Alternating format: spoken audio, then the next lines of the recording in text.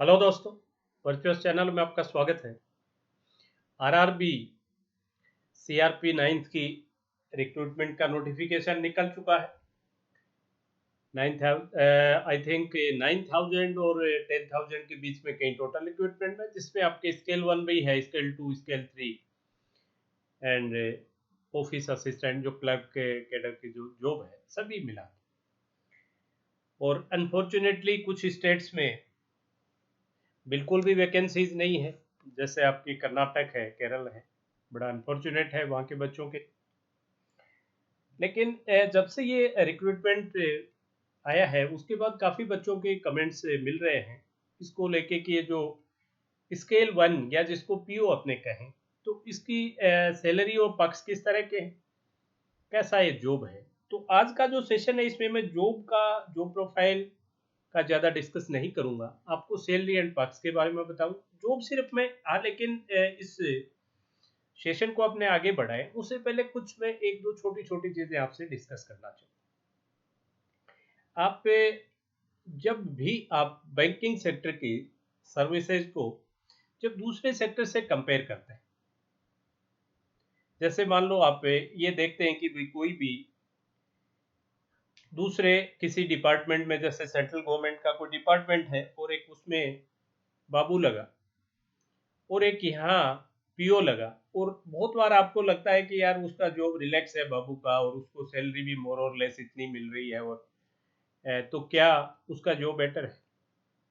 तो आप पूरा इसमें एक तो शॉर्ट स्पान में मत कंपेयर करें कभी भी। जब आपको जॉब करना है तो आप मान के चलिए कि आप कम से कम आगे के 30 साल का प्लान कर रहे हैं। तो जो बाबू लगेगा वहाँ और जो आप यहाँ स्केल 1 लगोगे उसमें बहुत डिफरेंस हो जाएगा कुछ सालों बाद। फर्स्ट, देन एक कुछ इनडायरेक्ट बेनिफिट्स होते हैं जो भी आपके इस तरह की जो पोस्ट होती हैं जिसकी फेस वैल्यू होती है, जैसे आपकी बैंकिंग सेक्टर का जॉब है, इसमें जितने भी जहाँ भी आप रहेंगे वहाँ के जो भी लोकलाइट्स हैं उन सब का काम आपसे पड़ता है। किसी को कोई नीड है, किसी को कोई नीड है, मैं कह रहा हूँ एक छोटी सी नीड है, किसी को किसी बैंक में जाके, चलिए आरआरबी में नहीं है लेकिन दूसरे जो जैसे आ जाए कि एसबीआई का पीओ है, और उसमें वहाँ जाके जैसे उसको अगर अपना सिर्फ बैंक स्टेटमेंट भी लेना है, तो अगर आपने उसका बैंक स्टेटमेंट भी जाते ही फटाफट दे दिया तो बहुत ओबलाइज फील करेगा। तो आपकी एक अलग से वैल्यू होती है। ये जो आरआरबीज हैं ये छोटे स्टेशन पे, ओबियस है इनिशियली तो आप छोटे स्टेशन पे ही जाओगे, ज़्यादा चांसेस छोटे के। बड़े स्टेशन पे भी कुछ बच्चों की पोस्टिंग होगी लेकिन ज़्यादा छोटों में ही है। तो आप जैसे किसी एक टाउन है उसमें आप पोस्टेड हैं, या एक बहुत बड़ा विलेज है जहाँ आपकी पोस्टिंग हुई है किसी टाउन के नज़दीक, तो उस विलेज या उस छोटे टाउन के आप वीआईपी। अगर वहाँ कोई छोटा से छोटा फंक्शन भी होगा तो आपके पास कार्ड जरूर आएगा। आप वहाँ जितने भी आपके गवर्नमेंट डिपार्टमेंट्स हैं, जिस भी स्टेट में आप जॉब करेंगे वहाँ के जैसे स्टेट गवर्नमेंट के डिपार्टमेंट जितने भी हैं उन सब में एक सर्टेन लेवल का लाइजन आपका होगा।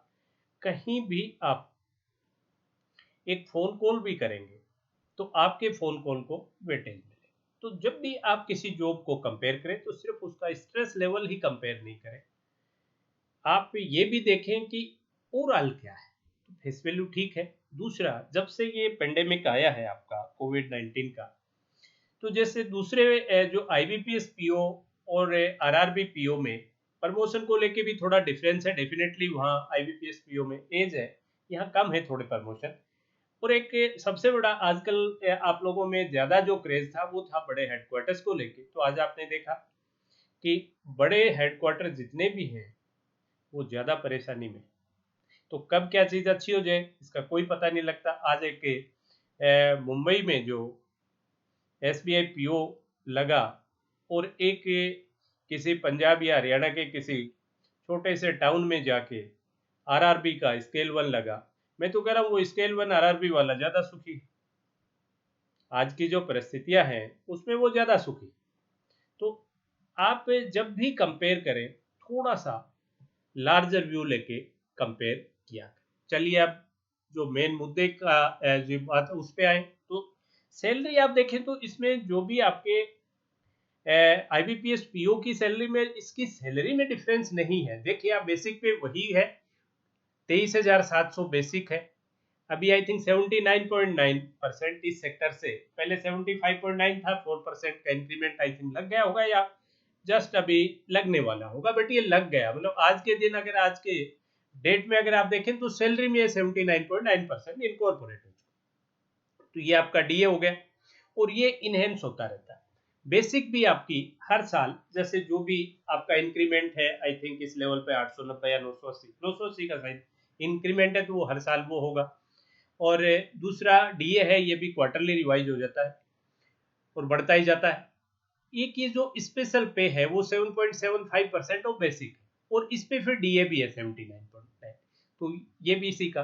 ये जो आपका अभी पे सेटलमेंट का जो बैंकिंग जॉब्स में चल रहा है वो सेटलमेंट नहीं हुआ, तो एक तरह से उसके लिए इंटरिम रिलीफ टाइप है 8%। देन एचआरए, अब एचआरए में जैसे यहाँ एक बड़ा डिफरेंस था आईबीपीएस पीओ और आरआरबी पीओ में लीज अकोमोडेशन को लेकर। तो लीज अकोमोडेशन यहाँ पहले नहीं होती थी, लेकिन अब कुछ बैंक्स ने ये शुरू कर दी है। एचआरए मैंने 8% एक जनरल लिया है, 7, 8, 9 जैसे ये हेडक्वार्टर के अकॉर्डिंग, तो जैसे 8% एवरेज मैंने ले लिया और ये 8% किसका होगा, आपका बेसिक का होगा।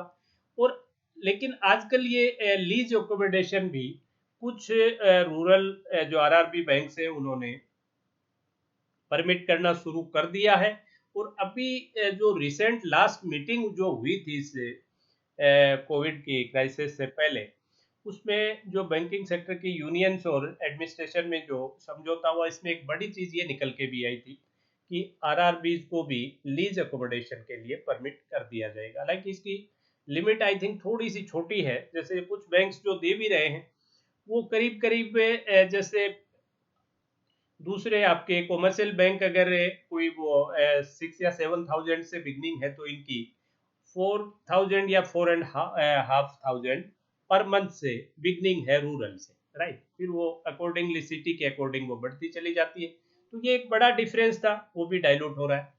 सीसीए ये डिपेंड करता है आपको, अगर आप किसी ग्रामीण क्षेत्र में हैं तो ये नहीं मिलता है, और अगर आप किसी शहरी क्षेत्र में पोस्टेड हो तो ये बेसिक का आइदर 3% और 4%, जो ज्यादा बड़ा शहर है उसमें 4, अदरवाइज ये आई थिंक कैटेगरी ए में 4 है, बाकी सभी में 3% ऑफ बेसिक लिए 600-700 रुपए और मिल जाते हैं। लेकिन आप अगर किसी गांव में पोस्टेड हो तो ये नहीं मिलता है। तो यहाँ अगर मैंने इसको नहीं माना है आपके लिए, तो उसके बावजूद भी 48,000 यहाँ तक आपका सम हो जाता है। इसके अलावा डिडक्शंस क्या होंगे फिर आपके, तो एक तो जो ये न्यू पेंशन स्कीम है इसमें 10% ऑफ बेसिक प्लस डीए आपका कटेगा, लेकिन ये जो है ये इसमें इनकॉर्पोरेट नहीं होता है। जो स्पेशल पे आपको दी जा रही है 7.75% वो बेसिक और उसका डीए, इस पे एनपीएस नहीं कटता है, ये सिर्फ जो ऊपर आपको बेसिक और डीए दिया है इसी पे कटेगा 10%, 4264। और फिर इसी के अकॉर्डिंग आपकी पेंशन बनती है, जो आपका कटता है उतना आपका बैंक भी इसमें मिला देता है, फिर उस पर ब्याज चलता है। और जो डिडक्शन है तो इसको आप डिडक्शन मत मानिए, ये आपकी सेविंग है। मतलब इवन आप सेविंग इसको 4264 नहीं मान के इसको 8,500 मानिए, और ये मानिए कि आपकी जो सैलरी है वो 48 की बजाय 52 हो गई है। यूनियन फीस है ये आपकी 100 से 150 रुपए कटती है। प्रोफेशनल टैक्स 200 फिक्स है। इनकम टैक्स जो आपके एप्लीकेबल हुआ, भाई जितनी आपकी सैलरी ज्यादा होगी उतना ही इनकम टैक्स बढ़ता जाएगा, और ये भी हर फाइनेंशियल ईयर में इसमें रिविजन होते रहते हैं। तो इस तरीके से करके ये 43,000 और आपको जो है 43,000 जो इन एंड मिली, और साथ ही एक आपकी सेविंग शुरू होगी, राइट।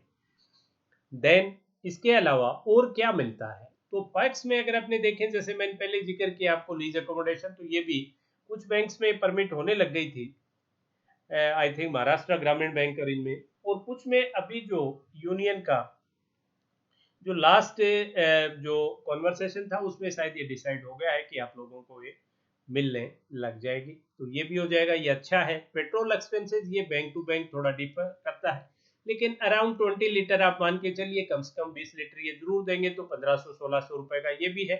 मेडिकल अलाउंस है ये 8,000 पर एनम है, तो ये भी आई थिंक 666 रुपये पर मंथ के अकॉर्डिंग आप पूरे साल का महीने का लो तो ये है। न्यूज़पेपर का आई थिंक ये 200 रुपये के आसपास ये भी है। इंटरटेनमेंट और टेलीफोन ये 600-700 रुपये आपको ये भी इन दोनों हेड्स में मिलते हैं। तो यहाँ अगर अपने देखें तो 1600, 2300, 2500 और 6,3100, मतलब ये यहाँ 3,000 रुपये के आसपास ये और आपको एडिशनल मिल रहा है other than lease accommodation, right. वो तो बड़ा बेनिफिट है लीज अकोमोडेशन वाला, तो जैसे ही लागू हो जाएगा, कुछ बैंक्स में हो गया, कुछ में हो जाएगा, उसके बाद में कम से कम जो मिनिमम है वो भी जो अभी भी कुछ बैंक्स में थी वो भी आई थिंक गांव में भी वो 4500 रुपये के आसपास थी, तो वो तो एक बड़ा बेनिफिट है। जैसे जैसे आपका कस्बा शहर बड़ा होगा ये काफ़ी आगे तक चली जाती है, 20-25 हज़ार तक चली जाती है।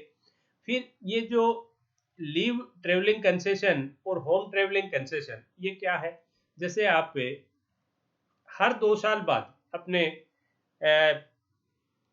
जो भी आपका काउंटर पार्ट है, आप मेल या फीमेल जैसे भी हैं, तो आपका जो काउंटर पार्ट आपके जो डिपेंडेंट्स हैं उनके साथ आप हर 2 साल में एक बार आपको 15 डेज की लीव सेंक्शन की जाती है। 15 दिन की तो छुट्टी दी जाती है आपको घूमने के लिए, कहीं भी आप घूम के आ सकते हैं। और उसमें उन 15 डेज में जो भी फेयर होगा वो रिम्बर्सेबल होगा। तो फेयर में आपके जैसे जैसे कैडर बढ़ता है, आई थिंक इनिशियली आप एसी सेकंड क्लास के लिए इंटाइटल होंगे, और जैसे जैसे आपके प्रमोशंस होंगे, प्रमोशन भी जैसे पहले बहुत कम होते थे, अब आई थिंक स्केल 5 तक प्रमोशन होने लगे, और जब तक आप आगे थोड़ा बढ़ेंगे तो और आगे भी रास्ते खुल जाएंगे। तो ये 15 दिन की छुट्टी अगर आप नहीं जाते हैं तो ये 15 दिन की आपको सरेंडर टाइप मिल जाती है, इनका इनकेसमेंट मिल जाता है। और इसमें जो भी फेयर जो लगेगा वो आपके भाई जैसे थोड़ा आपका लेवल बढ़ेगा तो बाई एयर भी आप जा सकते हैं, अब्रोड भी जा सकते हैं, उसका भी आपको पैसा मिलता है। और एक ये होम ट्रेवलिंग कंसेशन, अगर आप घर से दूर हैं तो ये भी आई थिंक साल में एक या साल 2 साल में एक बार, आई थिंक ये साल में एक बार है, आपको घर से उस हेडक्वार्टर से घर तक विद आपके डिपेंडेंट्स आने जाने का फेयर इसमें मिलता है। लास्ट जो है वो जो सबसे बड़ी फैसिलिटी बैंकिंग सर्विसेज में है वो है आपको किसी भी टाइप का अगर लोन चाहिए, भाई आपको कोई व्हीकल लेना है, 2 व्हीलर लेना है, 4 व्हीलर लेना है, उसकी आपकी जो लिमिट्स है कि आई थिंक जो भी आपकी वो है कॉस्ट उस व्हीकल के उसके 90% तक की फाइनेंस कर देते हैं। और इसमें सिंपल इंटरेस्ट होता है, सिंपल इंटरेस्ट है, और ये 6 से 7% है, कुछ में 6% है, कुछ में 7% है, इस तरीके से। बट सिंपल इंटरेस्ट है, बहुत बड़ा डिफरेंस है। आपको घर के लिए लोन चाहिए उसमें भी आपको मिल जाता है, फेस्टिवल एडवांस भी आपको मिलता है, ये रेंट इंटरेस्ट फ्री अमाउंट होती है ये इसकी, लेकिन लिमिट बहुत ज़्यादा नहीं है, 8 से 10 हज़ार रुपये शायद एट ए टाइम है। फिर आपको कोई लैपटॉप परचेज करना है, फर्नीचर परचेज करना है, उनके लिए भी आपको एडवांसेज मिल जाते हैं विदाउट एनी इंटरेस्ट। और हर आई थिंक 3 या 4 साल में आपको एक लैपटॉप वैसे भी मिल जाता है जिसकी कॉस्ट रिम्बर्स हो जाती है। तो फैसिलिटीज़ के नाम पे देखें तो फैसिलिटीज जो पार्क्स आप इन सभी का फाइनेंशियल इम्पैक्ट डालते हैं, तो आप का फाइनेंशियल एस्पेक्ट कहीं भी उनसे कमज़ोर नहीं रहता है, फेस वैल्यू अच्छी है।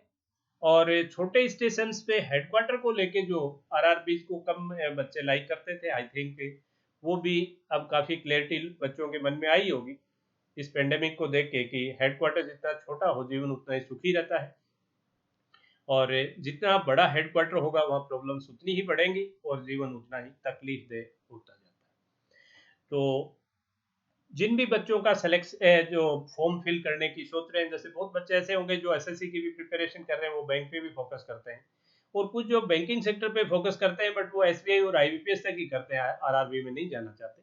तो मैं तो ये नहीं मानता कि अगर आप बैंकिंग सेक्टर का कोई भी जॉब करने में इंटरेस्टेड हैं तो आरआरबी भी कोई बुरा नहीं है। हाँ, कुछ चीज़ों को लेके देखिए, उनमें एज है वो आपकी प्रायोरिटीज पे डिपेंड करती है। जैसे आप एसबीआई में कर रहे हो तो ऑब्वियस है आपको ओवरसीज जाने का, बाहर जाने का, विदेश जाने के चांसेस मिलते हैं, विदेश की पोस्टिंग भी मिल जाती है, प्रमोशन का स्कोप भी एसबीआई में और दूसरे जो कमर्शियल बैंक्स में उनमें आरआरबी से ज़्यादा है, नंबर ऑफ पोस्ट भी ज़्यादा है।